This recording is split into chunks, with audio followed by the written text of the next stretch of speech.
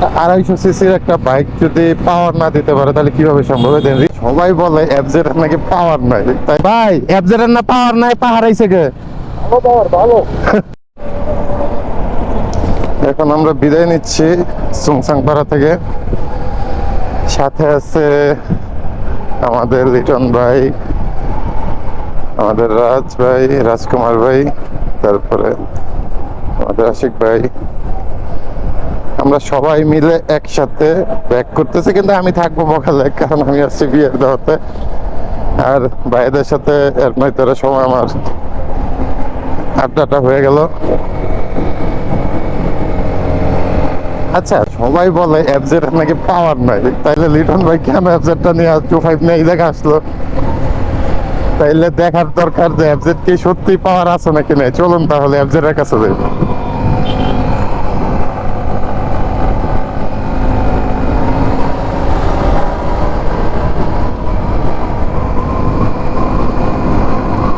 এই যে লিটন ভাই চলে আসছে। ভাই এফজেড এর না পাওয়ার নাই, পাহাড় আইছে গে ভালো।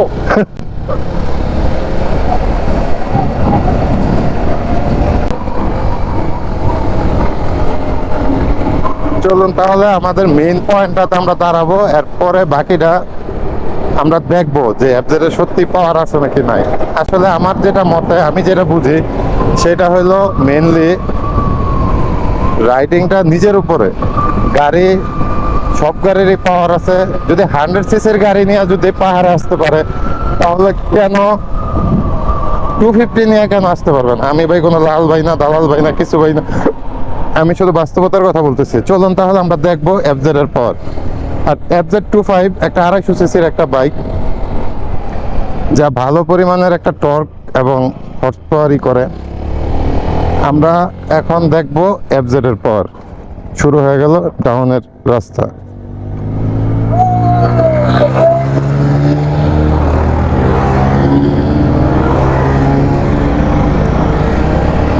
হ্যাঁ হ্যাঁ, এফজেড আগে গেল গা সবাই। বাইক রাইডিংটা নিজের উপরে। অনেকেই আছে যারা পাহাড়ে রাইড করতে পারে না, তাদের জন্য আপনার এই জিনিসগুলা অনেক মনে হয় যে বাইকের দোষ। আসল কথা কি, নাচ না জানলে উঠান বাঁকা, আর কিছুই না। আপনাদেরকে মাঝে ইনশাল্লাহ যদি সুযোগ বা সময় হয়, আমি এফজেড এর পাহাড়ের একটা রাইডের রিভিউ নিয়ে আমি আসবো এফজেড 25 এর। তখন দেখবেন যে অরিজিনালি কি আপনার পাওয়ার আছে নাকি নাই।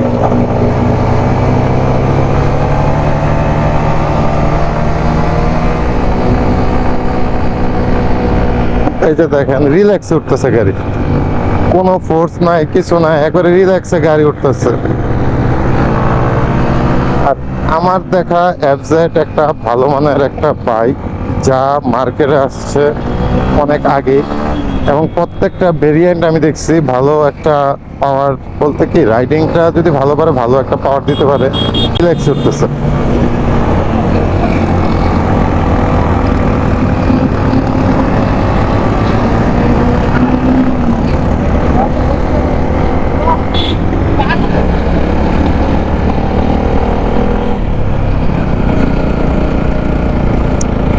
এই হইলো একটা ভিউ পয়েন্ট সংসাইপাড়ার।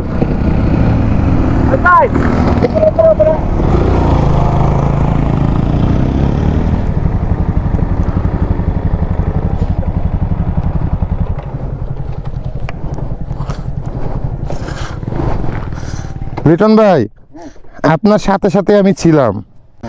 আমার কাছে সন্দেহ ছিল যে আগে যে বাইক মনে উঠতে পারবে না, এটা একটা কথা। কিন্তু কারণ কি ভাই জানেন, এখন যে রাইডার গুলা ঠিক আছে, ওরা দেখি যে বাইক গুলা কাইতে মাইতে পইরা ভাই উল্টায় মুল্টায় দিতেছে, কয় বাইকের দোষ। দেখা গেছে যে ওই বগার পরে যে ইয়াটা, এটা হচ্ছে অনেক বেশি ঢাল না এটা। অবশ্যই আমি দেখলাম ভাই রিল্যাক্স উঠলো গাড়ি, গাড়ি কোনো ফিলই করে নাই। মানে একটা 250 সিসির বাইক, সেটা কোনো ফিলই করলো না। দুই গিয়ারে উঠে অনায়াসে উঠে, তারপরে দেখা গেছে যে মাঝে মাঝে ভাই একটু ফার্স্ট গিয়ার দিতে হয়।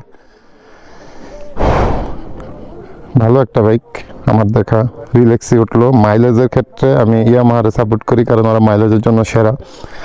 আর চলুন আমাদের ফটোশুট হয়ে যাক, পরে আবার আসতেছি। ভাইদেরকে বিদায় দিয়ে দিচ্ছি, আর ভাইদের সাথে যতক্ষণ সময় ছিলাম সত্যি সময়টা অনেক ভালো করছে। এই যে লিটন ভাই আমাদের চলে যাচ্ছে, ভাই অসংখ্য ধন্যবাদ, আপনি যে সময়টা দিচ্ছেন সত্যি অনেক ভালো লাগছে। ভাই ছিলেন ওই জায়গায়, খুবই ভালো লাগছে। নেক্সট ডে ভাই আমাদের প্ল্যান কি? নেক্সট ভালো প্ল্যান। ওই যে ভালো না, ওই যে তিন্দু ইনশাল্লাহ নেক্সট আমরা আবার আপনাদের সামনে আসবো একসাথে তিন্দুতে। আমাদের সাথে রাজ ভাই থাকবে, আশিক ভাই থাকবে, লিটন ভাই থাকবে, সবাই থাকবে। আবার আবার আবার আরে ঈদের ভিতরে ইনশাল্লাহ ভাই, ঈদে আরেকটা ছাগল কাটা হবে ইনশাল্লাহ। আল্লাহ হাফেজ ভাই, দেখা হবে ইনশাল্লাহ। ওকে, তাহলে ভাইদেরকে বিদায় দিয়ে দিলাম, আর বিয়ের প্রোগ্রাম আপনাদের সামনে আবার আসতেছি। এখন আমাদের যে বোম জাতির যে বিয়ে, সেটা রাতের বেলা অনুষ্ঠান হচ্ছে। আমরা যেমন করি কনসার্ট, ওনারা করে, ওনারা ওনাদের আঞ্চলিক যে গানগুলো করে করে।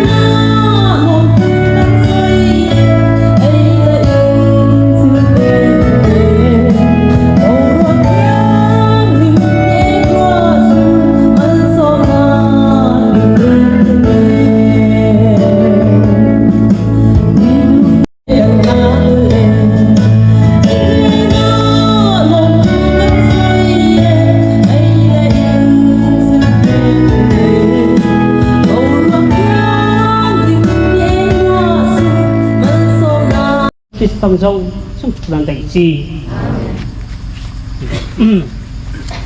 Ujana ka social program di ado all has at mangla ini social program di akan mengikuti আসছি এখানে, ওদের ডিস্টার্ব করবো না। আমি শুধু এতটুকু বলতে চাই যে বগালেগের ভিতরে মানে ঐতিহ্য ধরে রাখা যায় একটা বংশ পর্যায়ে, সেই হিসেবে কিন্তু নেক্সট জেনারেশন, এই জেনারেশনের প্রিন্স হিসেবে ওরা ধরা হয়। আর এই এলাকার মোস্ট সিনিয়র একজন পার্সন। আর এখন যে গান গাইতেছে এটা হলো হাজব্যান্ড ওয়াইফ একসাথে, এটা ওনাদের কালচারের সাথে যায়।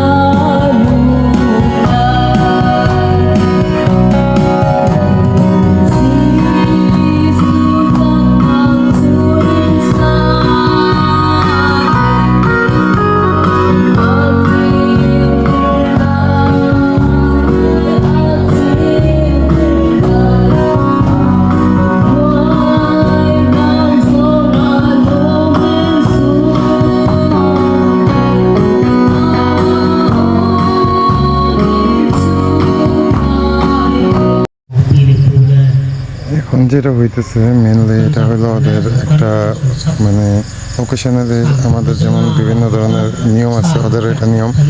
এখানে বৈশারা মানে কৌতুকমূলক কিছু বলতেছে, আমি যেটা বুঝতেছি, কারণ সবাই খুব কথা বলে আর সবাই হাসে, তাহলে এটা কৌতুক জাতীয় কিছু বলতেছে যেটা সবাই মজা পাচ্ছে। আর এখানে সবাই বসা, আমি চেষ্টা করতেছি আপনাদের মাঝে কিছু ওদের ঐতিহ্য যে ওকেশনালি যে বোম জাতির যে এটা হয় সেটা উঠা ধরা। এটা মেনলি মঞ্চ, এটা দর্শকদের বসার জায়গা, আর এটা হলো মঞ্চ। আমি যতটুকু পারতেছি চেষ্টা করতেছি আপনাদেরকে ওদের ঐতিহ্যটা মানে বোঝানোর জন্য, কী কী হয় ওদের আর কি। একজনে কোশ্চেন করতেছে আর একজনে অ্যান্সার দিতেছে, ওদের ভাষায় আর কি জিনিসগুলো বোঝাচ্ছে, যেটা আমি বুঝতেছি না, কিন্তু বুঝতেছি যে হাসি জাতীয় কিছু একটা বলতেছে। এবং কথাগুলো এমন টাইপের যেটা কিছুটা আমি একজনের কাছে জিজ্ঞেস করছিলাম যে একজন হাজব্যান্ড ওয়াইফ বিয়ের তারা কী করবে, তারা কীভাবে চলবে, সেই জিনিসগুলো আর কি তাদের তাদের মানে এগুলো আর কি একে অপরের কাহিনীগুলো বলতেছে এবং এখান থেকে শিক্ষা পেয়ে তারাও যদি তাদের জীবনযাপন ভালো দিকে নিতে পারে এই আর কি। Muna kaya iniso. মেনলি এখন যে গান গাইতেছে উনি হলো ছেলের মা, আর এটা ওনাদের ট্রেডিশন যে এখানে গান গেয়ে ওদেরকে ওয়েলকাম জানানো হয় নতুন জীবনে। এখন দিদি গান গাচ্ছে, মানে ছেলের মা গান গাচ্ছে।